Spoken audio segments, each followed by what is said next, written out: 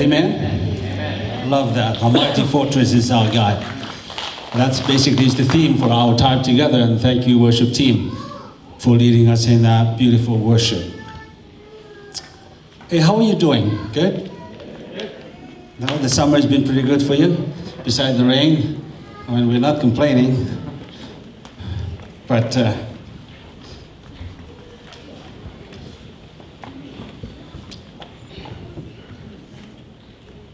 how many of you have been watching some of the Pan Am games?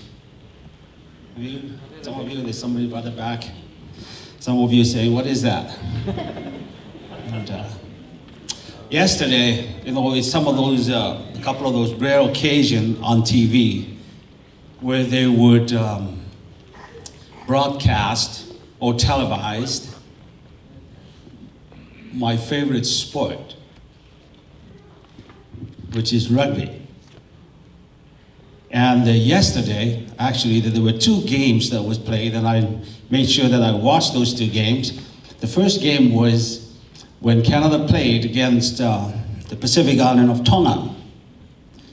And they were playing in BC, and watched that game, and of course the little Polynesian island of Tonga beat the Canadians. Sorry, they're Canadians, I'm a Canadian too, so they beat Canada.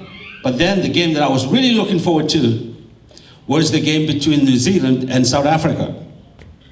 And that game was, every time that the South Africans played the All Blacks in New Zealand, it's always an epic match. Because, yesterday there were over 60,000 people in the stands in South Africa. And the game was happening between the two, probably the two top rugby nations in the world. So you were in for a good game of rugby. And so they were doing the rugby, and then you can understand, if you watch rugby, all with the Pacific Islanders and the Polynesian people, when they do international games, that they will do their war chants. And I saw them do the haka yesterday, that the New Zealand All Blacks, the Maoris, and also in New Zealand. And you can see on their faces that they mean business. And also you see on the South African team that there was this intensity in their lives. That their record against the All Blacks is not great. So if you are South African here, I pardon. But there was the record against the All Blacks is not that great. But anyways, I thought here this morning with the Polynesian people, I want you to look at. And now the All Blacks just waiting for the French to peel off the tracksuits, stand in front of them and receive the challenge of the haka.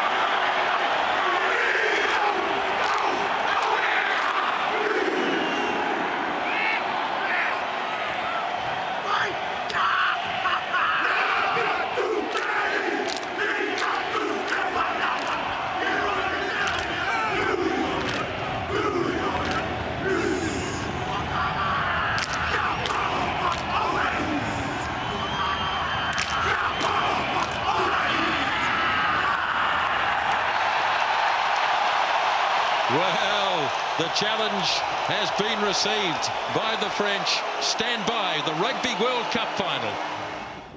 Okay, so they had this game yesterday, and the intensity of the haka, whether they were doing it, and so when they played the game, what I was interested in was the comments afterwards. By the way, the All Blacks won that game 27-20 yesterday. What I was interested was with the captain of the Springboks. He said, in order to beat the All Blacks, we have to do things outside of our abilities. We have to do the extraordinary, the thing. We have to play rugby like rugby has never been played before. We have to believe that something is going to come when we go out of the realm of playing rugby to the place that where we have to find ways to extraordinarily play the game so that we can beat the All Blacks. I thought that was a good theme to move into. How many of you here believe that God can do the extraordinary in your life? Amen. You may have to play the game outside of the realm of your comfort. You may have to move out and play rugby like you never played rugby before. And can you trust that you can do that? And that is the reason why here this morning, and we're going to end this series on what did you entitle it? The Sun Stands Still. We need to come to that place of knowing that when it comes to God's desire for his people, he wants to step into your life and do the impossible. He wants to take you from where you are to where nothing else can explain the reason you are in that position but God. And I don't know, like when you come to the place of understanding that, I want to just share a little bit of what God through the Apostle Paul had talked about in Ephesians chapter 6 verse 10. Here's what it said. Be strong in the Lord and in his mighty power. And I want to encourage you, if you are not in Christ and if you don't have a relationship with Jesus Christ where you are joined together with the life, with the power, with the strength of the Almighty, then this series never did make sense, will not make sense for you. Because that is the place where you need to stand. And so I want to ask you, do you have a personal relationship with Jesus? We need to understand that. Because it is by faith, when you put your life in Jesus Christ, you just got to remember this. That the day that you made that commitment to Jesus Christ, you were dead. And he made you alive in Jesus Christ. And what he did was not only he made you alive, but he also seated you in the heavenly realm. You live in the heavenlies. Do you understand that? It is by virtue of your own position in Jesus Christ. That's why we can make bold ask for God. Because of who we are by his grace. He asks us to do the impossible, or do something so big in our lives. Whether that is in our marriage, whether that is in our jobs, in our relationship, or in our church. And you stand back and you watch what God can do through your life. Asking for bold prayers, asking for the sun to stand still. It is not some kind of an arrogant stand. You're not saying, "She, look who I am." I'm going to talk a little bit about spiritual pride. It's not like standing out, to see what I can do because I'm in Christ. I can see that God can do something. That is spiritual arrogancy. I'm talking about the fact that when you recognize that, God, you've been so faithful to me. You've been faithful to this church. You've been so good to us. Based on that, you begin to obey God. Last week I talked about the fact that trusting God to do the impossible. When you're hemmed between the raging Red Sea and the oncoming of the military army, what do? You trust God to do the impossible. Today, we're going to look at another topic that taken from 2 Kings. In a minute, we're going to look at 2 Kings chapter 5. We're going to talk about obeying God to do the impossible. Yes, last week, trusting God to do the impossible. This week, obeying God to do the impossible. And then when we come to that place of understanding that, I need to challenge you once again here. You probably coming, Pastor John mentioned about what we've been here, how many months? 15?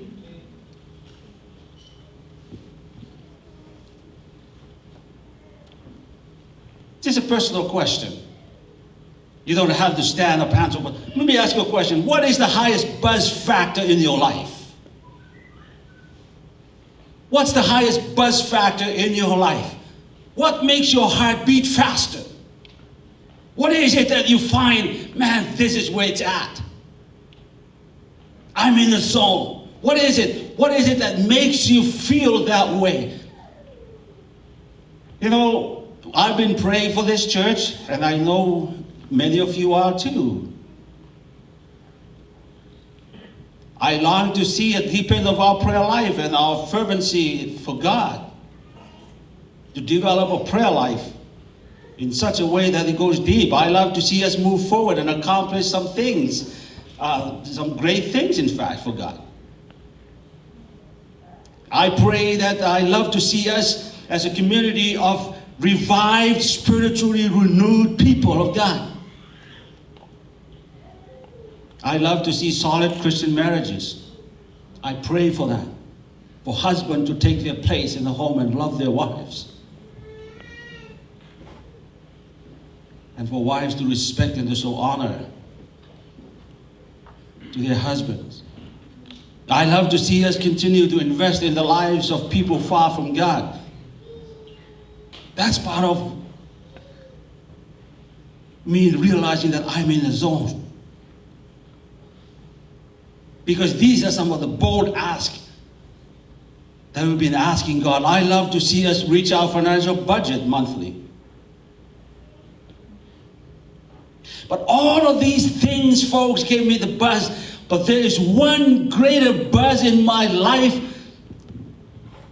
It is watching God transform a human being who is far from God to the place and watch God melt their heart.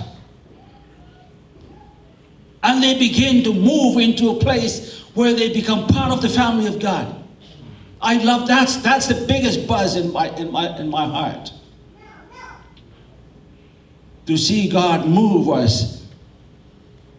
So beloved, can we dare ask God to do the impossible in our lives? Can we dare ask God to show up with the salvation of that person that you've been praying for the last 5, for the last 6 weeks, for the last year, for the last 2 years? Can I dare you ask God to do that and to show up? And perhaps in our financial situation or our emotional security, can you ask God to stand up, to come in and be part of that? Maybe your marriage is on the rocks and you know it. Would you dare ask God to come into your life as a married couple, to strengthen your love and your respect for each other, and to raise your family in the way of God? I know this. I think of all the people that make some tremendous impact and achievement for God. These are people who, by faith, have taken the risk and they step out. And they begin to see God do the work that they never thought it would happen to their lives. I know in my own life, when I was a fairly new Christian, probably 6-week-old baby Christian, I knew I committed my life to the Lord, but I never have felt that God was going to call me into full-time ministry. I knew that something had taken place in my life because God has begun to put his fingerprint upon my heart. But I did not know what that was, what that meant. But one day, standing on the shore of one of my little home island in the South Pacific, and some of you heard this story, and we dare ask God to do the impossible. And you know what happened? I knelt down together with a missionary and we prayed. We prayed, God, we just made a commitment. I just made a commitment to you. I knelt down and I asked you to come in my heart. What does this all mean? Because there was still a little bit of a doubt in my mind that whether this was all too good to be true. I don't think you can all be 100% sure. And so I put the fleas out to God, give me a sign. Did not know that there were people who got their theology all centered around signages and all of those other stuff. But I just said, Lord, give me a sign. And it happened that we prayed for the missionary, the Canadian missionary on my home island, because they were running out of their visa. And if they don't get their visa renewed, they will be kicked out of the country. But they were on my home island, where the boat come to my island 3 times a year. There is no way that they can go back to the main island. That's the only place they can renew. And they come into the place where of critical position here. We knelt down. I can just see the cliff that where we knelt and say, God, would you answer the prayers of your servants? They need the visa to stay here. That night, I kid you not, way out yonder on the Pacific blue water was a ship anchored. The ship was not being announced of its arrival. We did not know how that boat came to my home island. And that boat anchored on the island. And then I see them coming ashore, the boat, they got into a little boat to come ashore. And what they would say, the story was this. That's their story. Hindsight, looking back, I said, God, you're so good. And they said, this is their story. We were on our way from Hawaii to Tahiti and going through the Pacific, and they hit a strong storm on the water.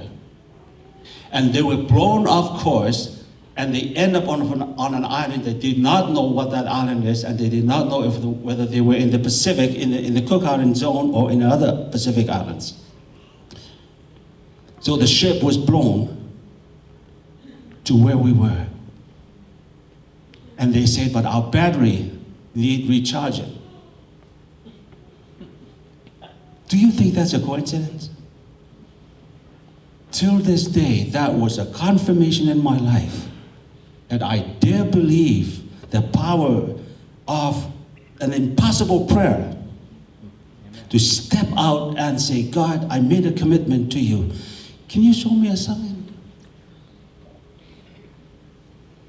It wasn't a 24-hour answer.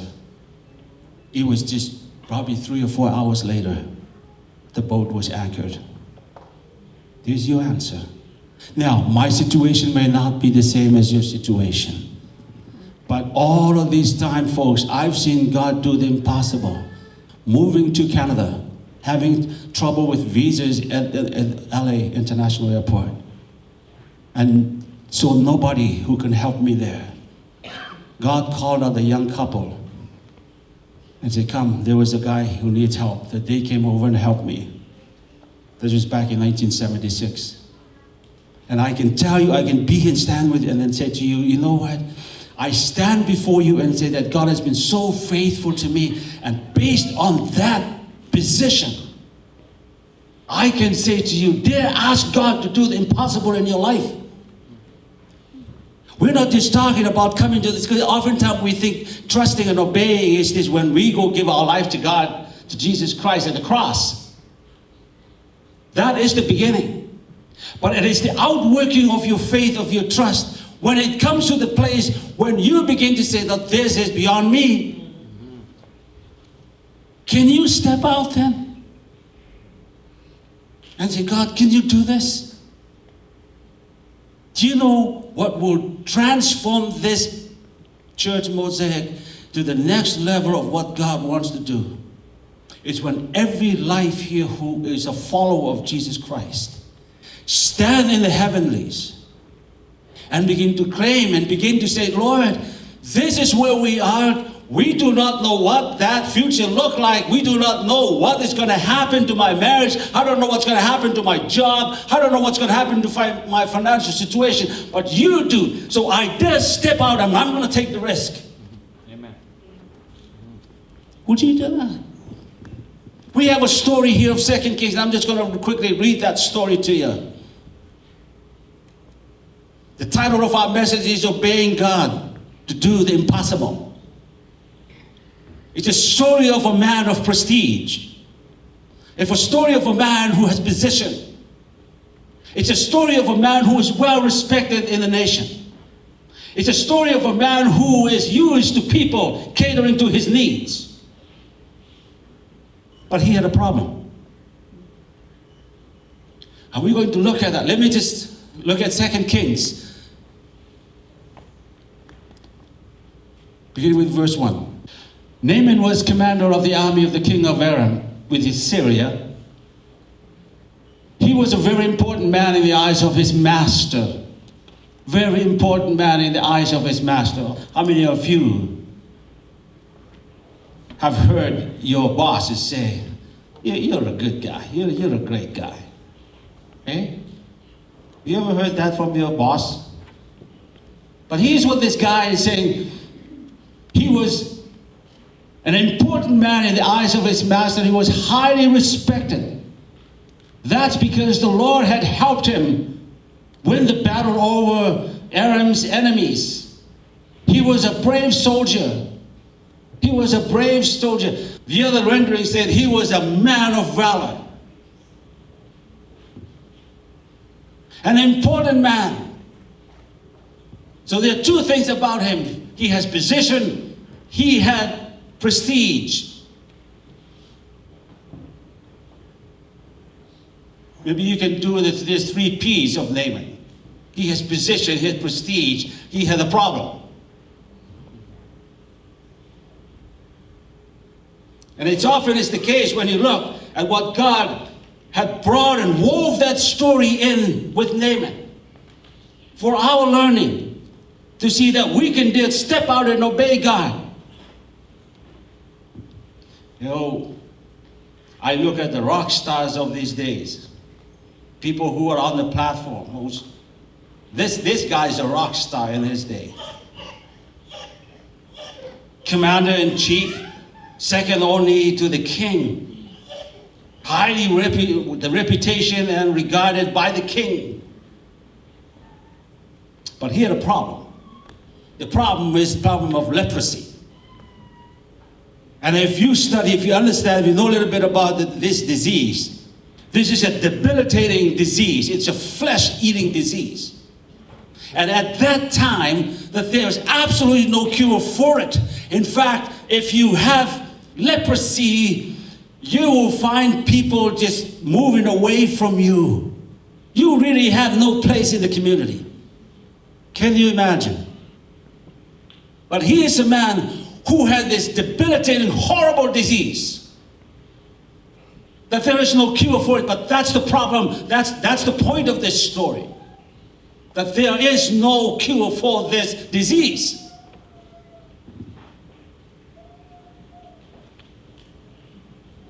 In fact, if you allow this flesh-eating disease to take its place and begin to affect your life, and you're going to see part of your body begin to fall off. And this is how serious it is. And there's really nothing any human being can do to heal this. As I mentioned, that's the point that he's trying to make here. Nobody can do that. Let me read on. Companies of soldiers from Aram had marched out. They had captured a young girl from Israel. She became a servant of Naaman's wife. Poor girl. Here we find, when you look at the history of the king of Syria and the king of Israel, they are not buddies. In fact, the Syrian army would go and kill the kings of Israel. So there is no relationship there. But at one time that they went out to this village in Israel, and they raided the village, and out of that they yanked out this young girl from her family and took her to Syria. I just begin to understand here. Think with me. If you are a young girl of around, maybe between 14 to 18, you've been yanked out of your home. But all in your life, you've been told that there is only one God, Yahweh. And you know that. And you could easily come out there, and you could easily, because you end up in Naaman's palace, and you could be sitting in the corner and say, you know what, all of this time that I have believed that you are the only true God, but why am I in this position?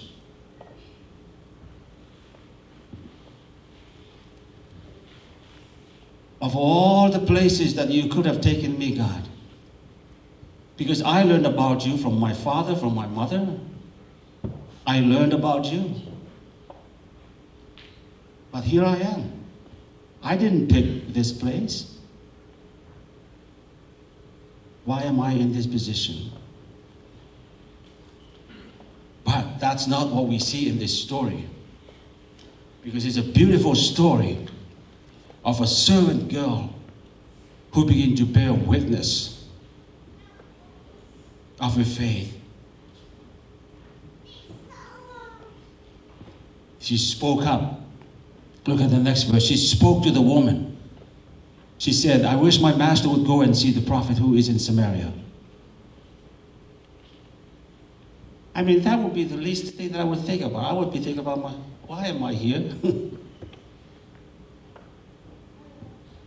But that was not her story. Her story was she heard that her boss had contracted this disease, and she went out. This is a bold young woman. Let me tell you, if you're a young woman here this morning, be bold in your faith. Be bold. I know the peer pressure and everything else that go against you standing for God is so tremendous. But can you be with like this young girl? I know she had a lot of stuff that she had to worry about because she's away from her family. And her faith has been hit, and she faces this. Would I really believe you? Because you put me in this place. But that was not the case. She said, I wish my master would go and see the prophet who is in Samaria. What a powerful story. But you know, one of the things that I learned about this, when you look at the story, and she mentioned to her that she knows of somebody who can heal that disease. And you know, some of you know what I'm talking about here. Some of you probably have contracted some disease, or maybe you are struggling with cancer, or whatever that they may be. And I often sometimes become skeptical about people. You know, sometimes when I go to a meeting where people were coming to get prayed for, and people will walk down, I sometimes, step back and say, oh, look at what's happening there. But I come to learn something from Naaman's life. When you have such a debilitating disease that nothing else can heal, you do all you can because life is precious to you, right? You do what you have to do. I know some people here in Lloyd for cancer treatment that they have taken the time to go to Mexico. They heard that there was some medical treatment that they can't do in Mexico. I begin to understand that because that is the same thing here with Naaman. When life becomes so precious to you, you do anything really to do that. And so, when we look at the next verse, in verse 4, Naaman went to see his own master. He told him what the girl from Israel had said. I think you should go. The king of Aram replied, I will give you a letter to take to the king of Israel. But you look at this time, and not only we find the little girl witnessing, we also find the king saying, hey, I'm ready to provide some resources for you. You see what God is weaving into this story, what he could do. And so the king said, listen, I will write a letter to take to the king of Israel. So Naaman left. He took 750 pounds of silver with him, 150 pounds of gold. And he took 10 sets of clothes. There's a lot of stuff there. And then I wonder, so why all of these gifts? And you're going to find out why. Let's continue to read. Verse 7. The king of Israel read the letter. As soon as he did, he tore his royal robes. Why did he do that? This is a trap. This letter from the king of Syria, yeah, I know what you guys are up to. You set me up. So he tore his royal robes. Am I God? He said, am I God? Can I kill people and bring them back to life? Why does this fellow send someone to me to be healed of his skin disease? By the way, you probably didn't catch that. When the little girl talked to the wife of Naaman, she said specifically, go see the prophet, right? Go see the man of God. Never said go see the king. But that is where we are going. That's where it end up. Why does the fellow send someone to me to be healed of his skin? He must be trying to pick a fight with me. I know these Syrians. They're trying to pick a fight with me. Elisha, the man of God, heard that the king of Israel had torn his robes. So he sent the king a message. It said, why have you torn your robes? You tell the man to come to me. Then he will know that there is a prophet in Israel. Tell him to come. Well, so Naaman went to see Elisha. He took his horses and chariots with him. He stopped at the door of Elisha's house. I'm not going in. I've expected him to come out. I'm a man of prominence. I'm the commander-in-chief. Come on now. I'm not going in that house. He's going to come and see me. Guess what happened? Elisha turned around to his messenger. He said, hey, can you go out? You go tell Naaman, go wash yourself in the Jordan River 7 times. Then your skin will be healed. You will be pure and clean again. That will be the last thing that Naaman would do.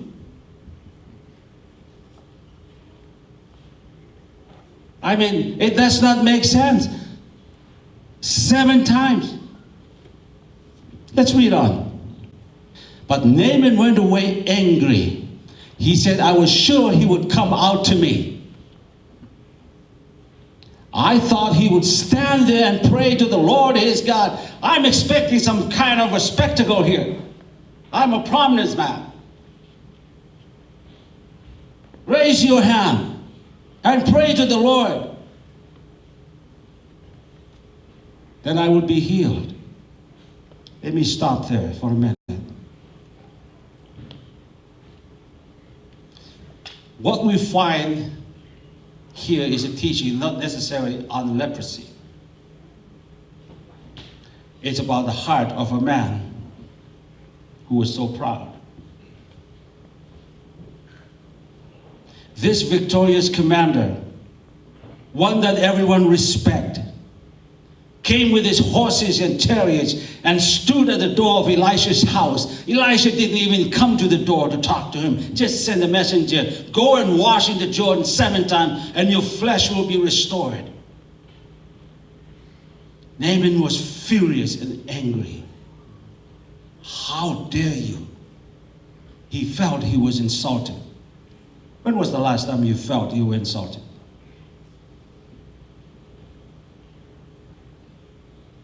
A proud man, well, he needs to be humbled. And God knows how to humble him. Hey, listen. God knows where to take you, to bring you to the place of humility. Go and wash in the Jordan, not once, not twice, not 3 times, but 7 times.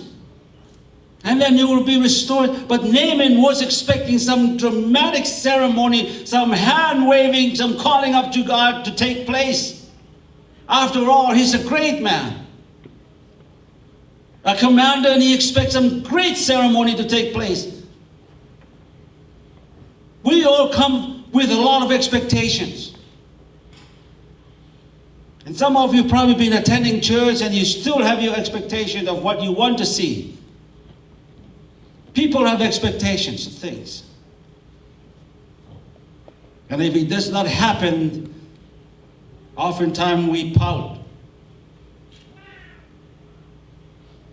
There's not enough of this. There's less of this. Do you come with expectations? But that is what this great man come with a great expectation, because I want to stop here and I want to be personal with you. That the very thing that, like Naaman, hinders us from obeying God and trusting Him to do the impossible is this thing called pride. It's a great story, a warning about pride, because it is at work and it will continue. But it depends on you. Do not let it, beloved, continue in your life, or because it works against you. Because here's the thing. Pride is a way of ruining good relationship. Pride has a way of ruining good relationships and friendship. Because I know that we live in a culture where you don't like to appear weak or incompetent. We want to portray an image of coolness. Hello? We want to present an image of calmness and confidence. We like to have it all together. But the truth is we don't have it all together. The Apostle Paul wrote to Timothy, who was heading out into ministry, in chapter 4, 1 Timothy 4:16. Timothy, pay close attention to your life.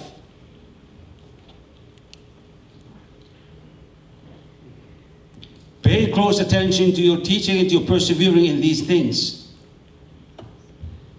Beloved, I'm here to tell you that spiritual pride is one of the main tools the devil uses to keep you from paying close attention to your life. It can blind you. You know the story of King Uzziah in 2 Chronicles. We know about King Uzziah from Isaiah chapter 6, right? But back in 2 Chronicles, it tells us the story. In chapter 26, it says that he was 16 years old when he became king, reigned for 52 years, godly king.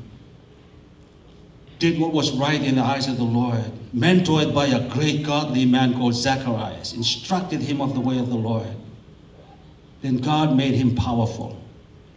His fame spread to distant places. He was the most successful, the most famous, the most inventive, the most respected, strongest king that ever led the small, tiny nation of Judah. But listen to verse 15. 2 Chronicles 26. In Jerusalem, he made devices. This is King Uzziah. He made devices invented for use on the towers and on the corner defenses so that soldiers could shoot arrows and hurl large stones from the walls. His fame spread far and wide, for he was greatly helped, listen, until he became powerful. So what happened to King Uzziah? Verse 16. But after Uzziah became powerful, after King Uzziah became powerful, his pride led to his downfall. He was unfaithful to the Lord, his God. And some atrocious thing he did. He entered the temple to burn incense to the altar, on the altar. That's not his job. Whose job is it to burn incense to the altar? The priest. That's not his job. But that was his downfall. And we hear all kinds of stories. So, beloved, pride elevates you and me to think that we should have things altogether over what God says things should be. Proverbs 11:2. When pride comes, disgrace follows. But with humility comes wisdom. Mark 8:6 tells us to walk humbly with your God. James said, God resists the proud, but gives grace to the humble. Take heed to these verses, beloved, because these are fountains of wisdom and guidance for your soul.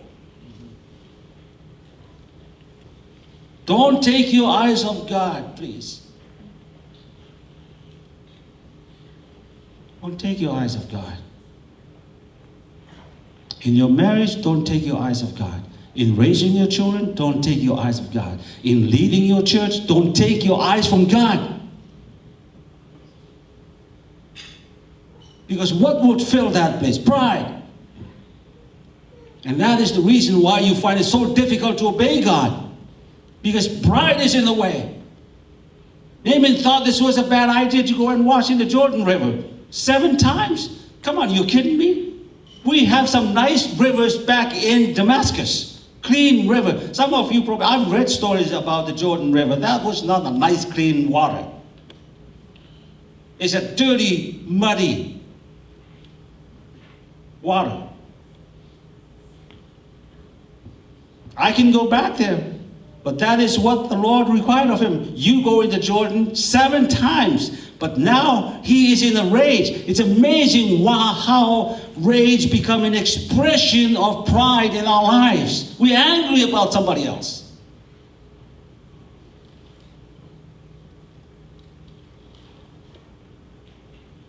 He's ready to go back. Verse 13.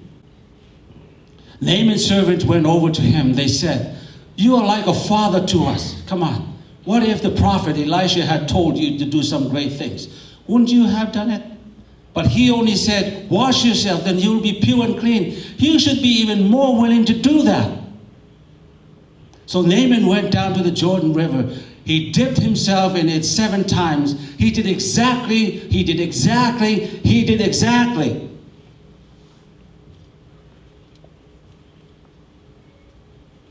what the man of God had told him to do. Then his skin was made pure again. It became clean like the skin of a young boy. I want to finish. I want to close there. Dare you stand out and obey exactly what God wants you to do. God will not change. It may make no sense whatsoever to you. He may look so illogical to you to obey God in this. God, there's some other clean rivers that I can go jump in there, and why? Plus, why would I have to go 7 times? That's exactly the point. Are you willing to step out and do exactly what I tell you to do? To me, that is obedience in such a bold fashion. Dare you, beloved, obey God. To do the impossible in your family. To allow the Spirit of God to fall upon you in your place of work, in your place of financial difficulty, in your place where you are hemmed between the raging seas and the onslaught coming of the army of the devil to destroy you. Dare you stand on your ground and believe, God, you've been so faithful to us in the last 15 months. I want to stand out and boldly obey you for whatever you laid out there for me. I never thought that I would stand up in front of all the First Nations people and of all the stories that I heard about the First Nations people, and to see God open the doors of the First Nation people to us to come in and say, come and serve the Lord with us. That door is open. I never thought that I would see that this native people walk down and begin to commit their lives to God and begin to understand the power of prayer and saying, Pastor, could you pray for me? It is because we dare to ask God to do the impossible. It is because we dare to say, God, with you nothing is impossible. Just like the worship team. You are my mighty fortress. You can do what you said you will do. But give me the willing heart to obey and to follow you, O God. And this place, Mosaic, will be where we dream it to be. How many of you missed your dreams because you dared to stand up and ask God? Pray. Trust God to revitalize your life, to reawaken the dream that was dead, to bring alive the things that you thought it would never happen. These are great days, ladies and gentlemen, to love and to serve the Lord. These are the days to see God. As our series has said, to pray prayers. Son, stand still.